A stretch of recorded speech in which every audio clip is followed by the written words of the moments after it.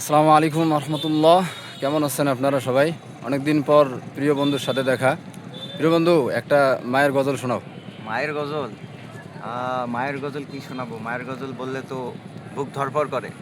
মাকে অনেক মিস করতেছি, তো তাই এই জন্য তোমার কাছে আসলাম। অনেক দিন পর দেখা হলো, একটা গজল শুনতে চাইলাম।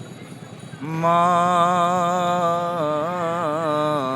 তুমি আমার আগে যেও না গো মোরে।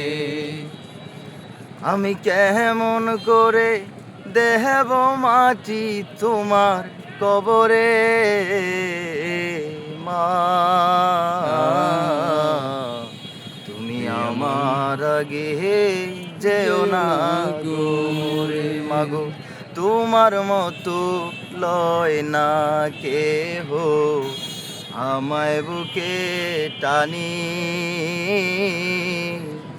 আঁচল দিয়া মুছে না কেউ আমার চোখের পানি। আইরে মা জননী আমার, হায়রে মা জননী। এই যে যাদের মা বাবা দুনিয়ার মধ্যে নাই, তাদেরকে যদি জিজ্ঞান মা কি জিনিস, তারা হয়তো দুই চোখের পানি ছেড়ে দিবে।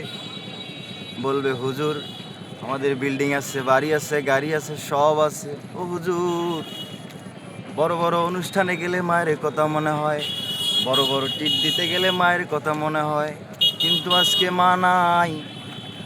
আজকে ওই মা ডাকটা শোনার মতো কেউ নাই, আজকে আদর আর কেউ করে না।